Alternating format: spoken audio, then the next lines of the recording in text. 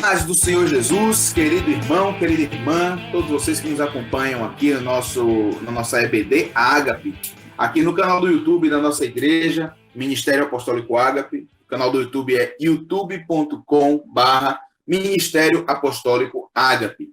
Muito material para você crescer em todas as áreas da sua vida, desde o físico até o espiritual, ou melhor, do espiritual até o físico. Nós somos espírito, depois alma, depois corpo. Então, fique com a gente, dê o seu like aí, todos os materiais que você vê, que você vir. Se inscreva no canal, esteja sempre fazendo essas notificações. Deixe o seu comentário, porque você é um agente de Deus e através da sua vida Deus falará conosco, tá bom? Então, estamos aqui com o nosso irmão Breno. Bom dia, gente, tudo bom? Que Deus nos abençoe, que seja um momento de reflexão, de deixar o Senhor nos lavar na palavra de Deus. Casal lindo, Daniel e Marina. A graça e a paz do Senhor Jesus seja sobre a vida de todos. Sejam bem-vindos, povo santo. É isso aí, mais uma vez estamos aqui para sermos instrumentos de Deus para a sua vida. Antes de entrarmos na palavra do Senhor, no ensino da palavra, no nosso debate aqui enriquecedor, vamos orar. Senhor Jesus, nós te damos graças. Muito obrigado, porque o Senhor nos religou ao Deus Pai. Muito obrigado, porque sem essa religação, nós não poderíamos clamar e sermos ouvidos quando dissermos Abba, Pai. Muito obrigado, Senhor Jesus. Deus Pai maravilhoso, pelas tuas misericórdias, nós estamos aqui mais uma vez. Ajuda-nos, Senhor. Ajuda-nos porque somos limitados. Amigo Espírito Santo, vem nos revelar aquilo que ainda não conseguimos enxergar na sua palavra, a palavra de Deus, aquilo que está escrito, que está ali nos nossos olhos, mas a nossa limitação não nos permite, muitas vezes, crer e se aprofundar nesse rio. Ajuda-nos, amigo Espírito Santo, para a honra e glória do nome de Jesus, para a glória de Deus Pai. Amém. Vamos lá, e hoje nós vamos ter aqui especialmente o estudo abordado pelo nosso irmão Breno, tá bom? O Brenão será esse canal de Deus para nós hoje, e você pegue o papel, pegue uma caneta e esteja atento a tudo aquilo que for falado, e você depois fará o seu estudo particular, tá bom? Vamos lá? Brenão, é contigo, que Deus te abençoe. Pronto, a paz, gente. Vamos começar o estudo de Ezequiel 8 hoje. Você quiser estudar na sua casa, um conselho é você ler do 8 até o 11, tá? É bem interessante. Lê o livro todo, mas você vai ver que a gente vai estar tratando esses capítulos, né, parte a parte. Mas a leitura do 8 ao 11 é bem interessante, se você quiser fazer. Aproveite e continue lendo o livro como um todo para entender a estrutura de Ezequiel e o que Deus tem trazido para nós hoje, né? Eu vou fazer a leitura do capítulo 8 e a gente vai fazer alguns comentários, ok? Então, rapidamente, vamos deixar a palavra de Deus falar conosco. Diz assim, Ezequiel, pegue sua Bíblia, Ezequiel capítulo 8, dá esse tempinho para você. Você pode pausar também, então pause e vamos fazer a leitura. Diz assim: No 5º dia do 6º mês do 6º ano do exílio, eu e as autoridades de Judá estávamos sentados em minha casa, quando a mão do soberano Senhor veio ali sobre mim. Olhei e vi uma figura como a de um homem. Do que parecia ser a cintura para baixo, ele era como fogo, e dali para cima sua aparência era tão brilhante como metal reluzente. Ele estendeu o que parecia um braço e pegou-me pelo cabelo. O Espírito levantou-me entre a terra e o céu, e em visões de Deus ele me levou a Jerusalém, à entrada da porta do norte do pátio interno, onde estava colocado o ídolo que desperta o zelo de Deus.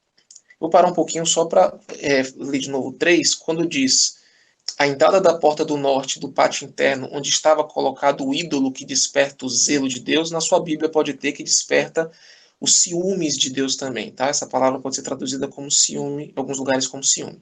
Vou continuar do 4. E ali, diante de mim, estava a glória do Deus de Israel, como na visão que eu havia tido na planície. Então ele me disse: Filho do homem, olhe para o norte. Olhei, e no lado norte, à porta do altar, vi o ídolo que desperta os ciúmes de Deus. E ele me disse: Filho do homem, vê você o que estão fazendo? As grandes práticas repugnantes da nação de Israel, coisas que me levarão para longe do meu santuário?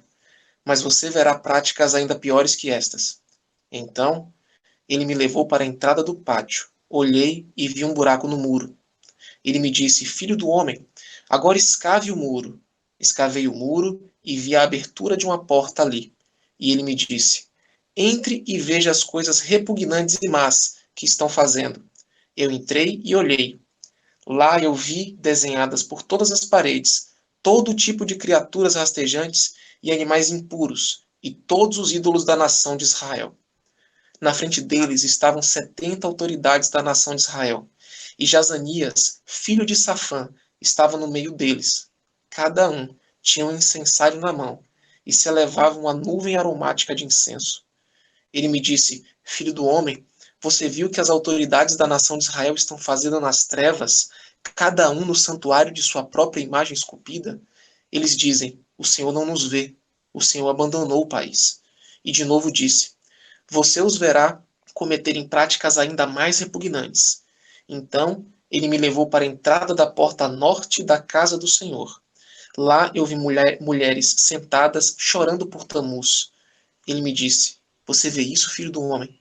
Você verá práticas ainda mais repugnantes do que essa. Ele então me levou para dentro do pátio interno da casa do Senhor, e ali, à entrada do templo, entre o pórtico e o altar, havia uns 25 homens, com as costas para o templo do Senhor e os rostos voltados para o oriente. Estavam se prostrando na direção do sol. Ele me disse: Você viu isso, filho do homem? Será algo corriqueiro para a nação de Judá essas práticas repugnantes? Deverão também encher a terra de violência e continuamente me provocar a ira? E veja, eles estão pondo o ramo perto do nariz. Por isso, com ira, eu os tratarei. Não olharei com piedade para eles, nem os pouparei. Mesmo que gritem aos meus ouvidos, não os ouvirei. Amém, irmãos. A gente leu o capítulo 8, eu queria iniciar, dizendo que você pode ler na sua casa pausado, leia com calma. E eu não consegui ler o capítulo 8 nesse primeiro momento que eu estava estudando para a escola bíblica, inteiro, porque ele, na verdade, trouxe ao meu coração um sentimento de arrependimento. Eu não conseguia ler o capítulo, por quê? Porque a gente está vendo aí Deus relatando as práticas erradas do povo de Israel, as práticas erradas dos sacerdotes, ou das pessoas do povo que estava ali, e das autoridades. E nesse momento, o que aconteceu comigo? Eu lia e não achava que aquilo era apenas uma palavra para o povo de Israel, mas uma palavra para a gente. E Deus mostrando que o templo dele, o santuário dele, estava tomado de situações que eram contrárias à aliança de Deus e ao próprio Deus. Então, que a gente possa fazer isso também. Eu fui impelido, a me arrepender, a pensar no que eu estava fazendo de errado, porque a gente tem que... A Bíblia ela é uma palavra que acaba lendo a gente, A gente lê a Bíblia e a Bíblia acaba lendo. Se a gente permitir, se a gente ler com o coração aberto, o Senhor vai falando e vai nos tratando. Amém? Então, essa primeira coisa que eu queria trazer para vocês é a experiência de eu não ter conseguido ler o capítulo inteiro, E a gente vai agora tratar de alguns pontos. Primeiramente, a gente vai falar sobre a imagem que causa os ciúmes, de Deus. Vocês podem encontrar isso no verso 3, quando Isaías diz assim: a entrada da porta norte do pátio interno, onde estava colocado o ídolo que desperta os ciúmes de Deus. E por que algumas Bíblias vai ter zelo, outras Bíblias vão ter ciúme? Eu quero que você se recorde de Jesus limpando o templo e a palavra de Deus dizendo: o zelo do Senhor o consumirá. Às vezes essa palavra zelo pode ser traduzida como ciúme. E de quem você tem ciúme? Você tem ciúme de quem você tem aliança, você tem ciúme de quem tem um relacionamento íntimo contigo.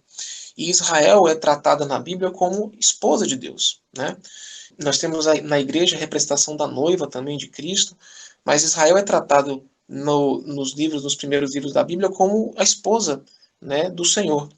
Então, Deus tem ciúme de Israel porque Israel pertence a Deus. E aquela ali, a casa de Deus, era uma casa de relacionamento entre o Senhor e a sua esposa, né? A sua mulher. E o que está acontecendo ali? A sua mulher está trocando o seu marido por outras práticas, né? Foi colocado a imagem na porta do templo e Deus sim, Deus tem ciúme. Então é importante de aprender que Deus tem ciúmes, né? Ciúmes da sua igreja, ele tem ciúmes do seu povo. E ciúme não é algo doentio. Nós entramos num relacionamento com Deus e ciúme é algo, eu quero que a gente pense bem nessa palavra, e ciúme é algo de preservação, algo que você espera da outra parte do relacionamento. Eu tenho uma esposa, eu espero cumplicidade da minha esposa. Né? Há uma entrega de vida da minha parte, uma entrega de vida da parte dela, e nós esperamos cumplicidade. E da mesma maneira, na verdade, ao contrário, né? Deus primeiro, depois a gente, Deus se relaciona conosco e ele espera cumplicidade, né? Ele espera, assim, um retorno daquilo que ele tem dedicado a gente. Deus nos deu a vida. É interessante a gente sempre ter em mente aquilo que já falamos muito quando abordamos Cânticos dos Cânticos, sobre a preocupação de Deus em nos trazer um ensino sobre o que está no coração dele, e ele desce ao nível humano. Então, ele fala sobre experiências que nós podemos alcançar, e por isso ele usa todos esses fatos, né, históricos para ilustrar aquilo que o mundo espiritual fala. Por que eu estou dizendo isso? A gente também tem a questão da tradução, da escrita, né? Vamos dizer assim, da verbalização do que o homem recebeu pelo Espírito. Depois disso tem a tradução para as línguas. Então, essa questão de uma palavra, uma Bíblia, né, está escrito zelo, a outra ciúme. Vamos cuidar para que a gente não olhe isso como homens tentando interpretar Deus, mas que a gente olhe para o coração de Deus, buscando saber qual mensagem vem para mim. Por que eu estou dizendo isso? Porque senão a gente vai olhar para a palavra ciúme e depois, lá na frente, a palavra vai nos dizer que ciúme é fruto da carne. E a palavra não se contradiz. Então, é um cuidado que você tem que ter ao observar, né, você, meu irmão, minha irmã que me ouve, a palavra de Deus pela ótica do Espírito. Ela só se discerne pelo Espírito. Então, esse esforço que Breno está tendo aí, ele é louvável, e a gente sempre fará isso. Por quê? Porque nós estamos falando, somos homens falando aos homens sobre um Deus eterno, um Deus que não há qualquer limite, só que hoje a gente usa 10% da cabeça, né, da mente, e aí dá esse choquezinho. Mas fique atento, porque esse ciúme não é obra da carne, é só uma questão de tentar, né, traduzir, e o homem recebeu algo de Deus e escreveu aquilo que ele conseguia para ilustrar para nós o que o coração de Deus arde. Glória a Deus, glória a Jesus. E você vê, eu estou falando, gente, até com essa voz um pouco mais calma, porque a sensação de ler a palavra de Deus, ela transforma o nosso ser, né? E como eu disse, que vem a pergunta, quem é o santuário de Deus? Né? Nós vimos na palavra do Senhor, depois nos últimos livros da Bíblia, os últimos 27 livros da Bíblia, né? Que tratamos aqui como a segunda aliança, a nova aliança, Deus dizendo que nós somos o templo do Espírito Santo. Então, que a gente consiga entender quem é o templo do Espírito Santo, que Deus está falando para nós, né? Não apenas de um povo há milhares de anos atrás, mas para a gente. E aí, quando a gente vai para o verso 6, ainda tratando do mesmo assunto, essa imagem que causava esse sentimento ruim em Deus, no verso 6 diz assim, filho do homem, você vê o que eles estão fazendo? As grandes práticas repugnantes da nação de Israel, coisas que me levarão para longe do meu santuário. Então olha como isso é interessante. As nossas práticas em relação a Deus podem levar a glória, a presença do Senhor para longe do seu santuário. É importante a gente lembrar que no templo de Deus era o lugar onde Deus iria habitar, iria ter a presença de Deus habitando ali, né? Tanto que o Ezequiel, ele nasce de uma família de sacerdotes e ele iria ministrar no templo, mas como ele estava exilado, ele não poderia ter esse acesso. O Deus de Israel aparece a ele com rodas, se movimentando, e Ezequiel consegue ver a glória do Senhor longe do templo de Deus, aparecendo para ele, longe, entre aspas, do templo construído por Salomão. Mas olha o que Deus está trazendo para a gente. Essas práticas, nessa pergunta, tem um conhecimento. Então Deus está dizendo, está vendo as coisas que me levarão para longe do meu santuário? Então, irmãos, vem as perguntas, o que é que pode levar Deus para longe do santuário que somos nós? O que que temos de prática? E isso é importante para a gente. Isso dói no nosso coração. Eu digo a você que isso dói muito no meu coração saber que Deus se afasta da minha vida.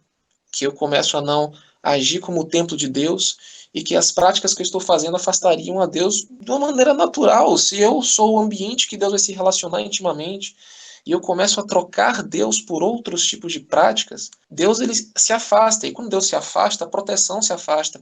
Quando Deus se afasta, a provisão se afasta. Quando Deus se afasta, a vida de Deus se afasta.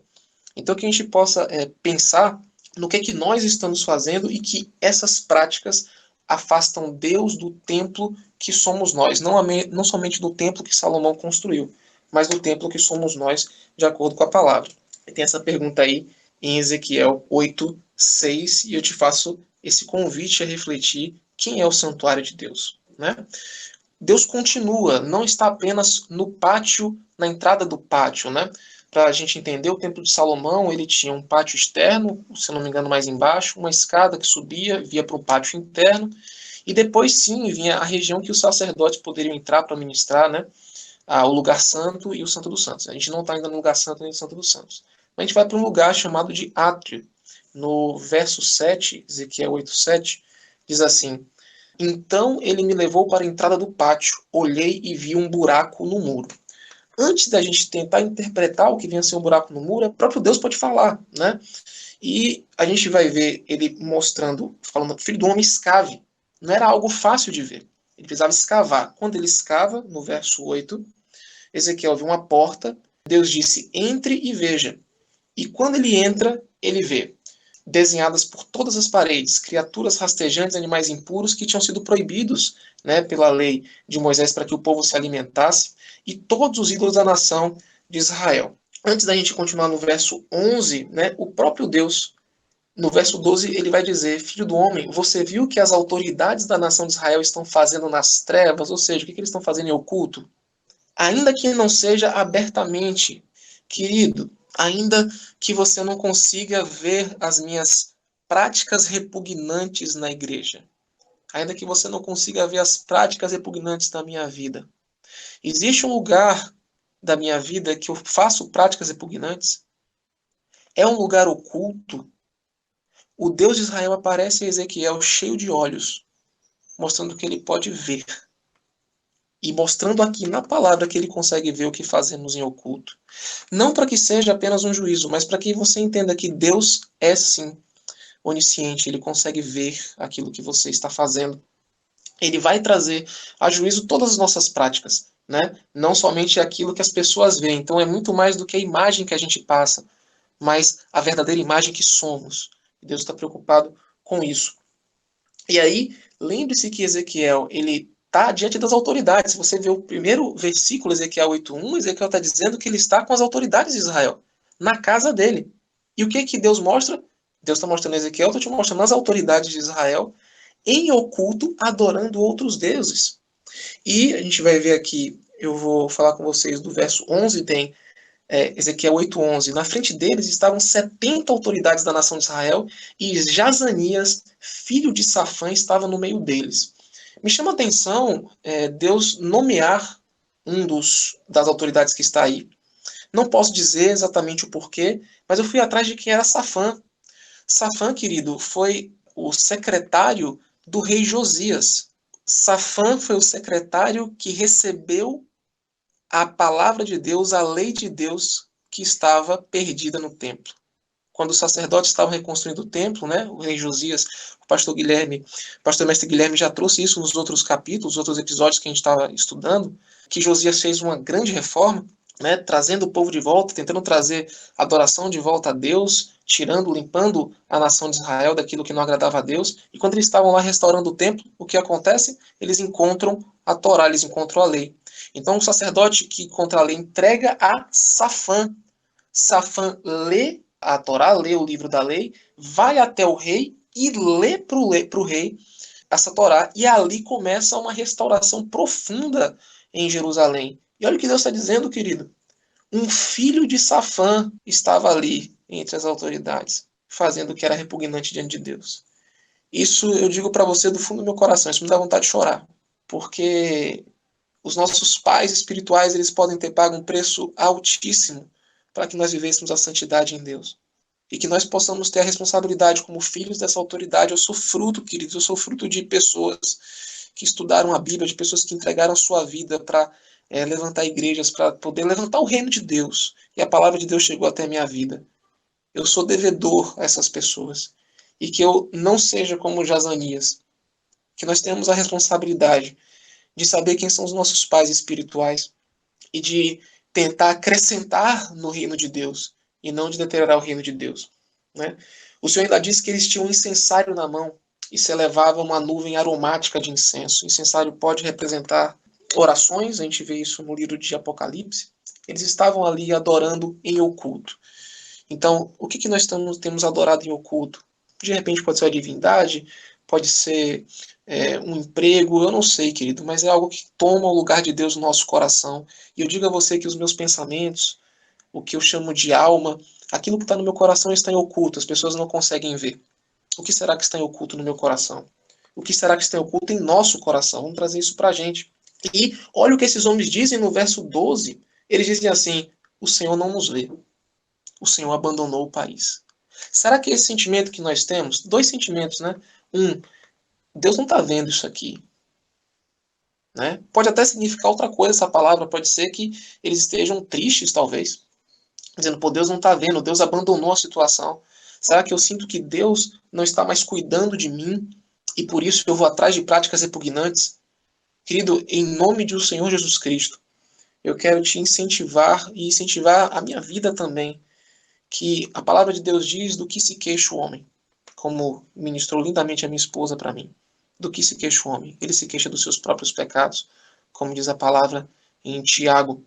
Então que a gente possa ter essa noção de que o que vivemos hoje pode ser fruto de consequências de atos errados atrás, e que Deus ele traz o juízo, mas não para que a gente diga Deus abandonou a nação, mas para que a gente possa dizer Deus me perdoe.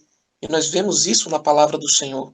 Nós vemos isso já no livro de Neemias. Nós vimos o próprio Isaías dizendo que era uma pessoa de lábio impuro, que vivia no meio de lábios impuros e que Deus traz. Então, quando Deus traz o juízo, que nós possamos entender e dizer, tudo bem, eu estou numa situação difícil, mas Deus ele é capaz de restaurar a minha situação. Que a gente não venha a se aprofundar no pecado, querido. A dificuldade ela não vem para que a gente se aprofunde no pecado. A dificuldade vem para mostrar que Deus é um Deus zeloso pela sua palavra.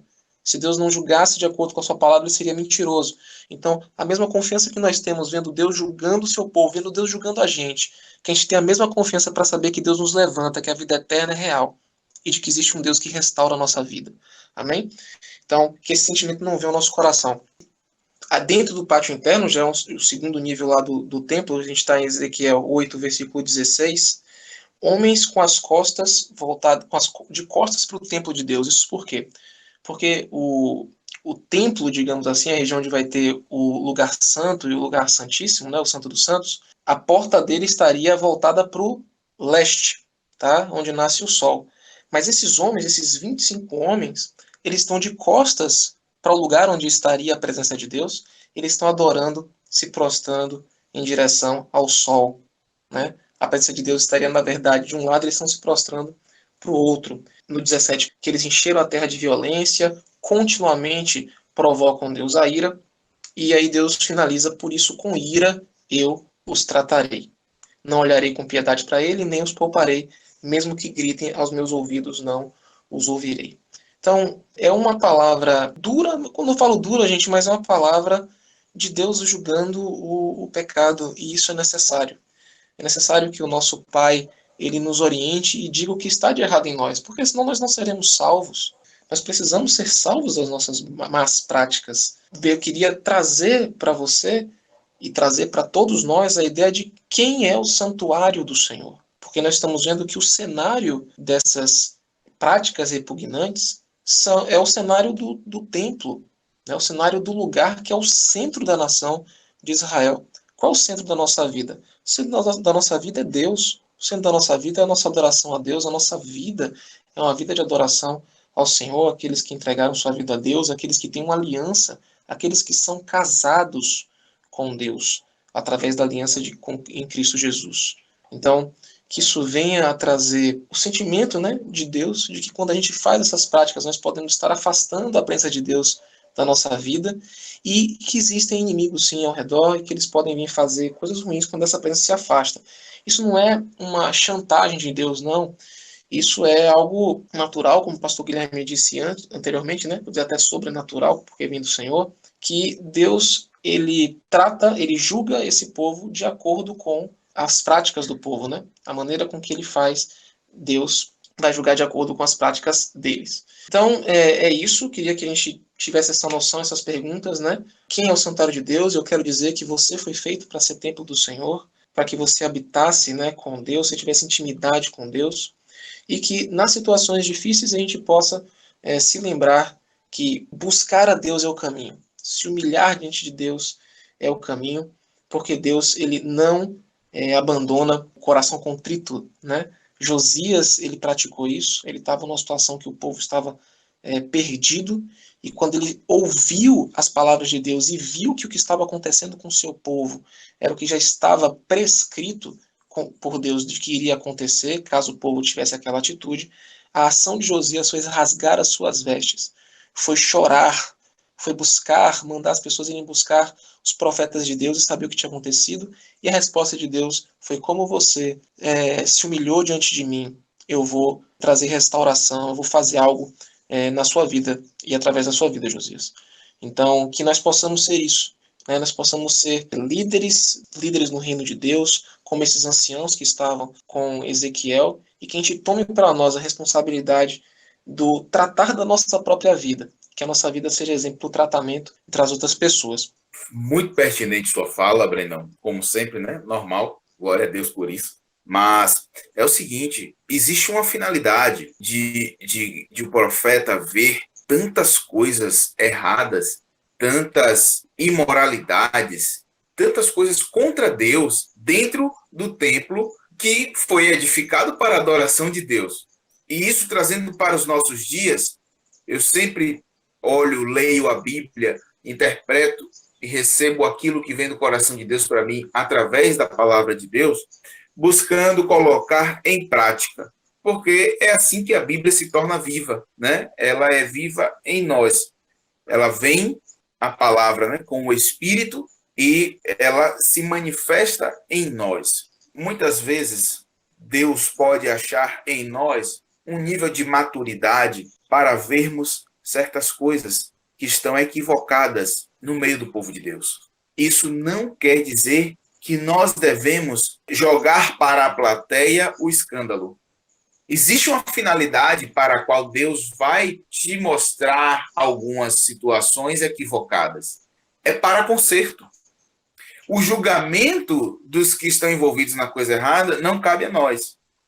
Cabe a nós a oração, a intercessão e a obediência ao ordenamento de Deus para nós mediante aquela situação.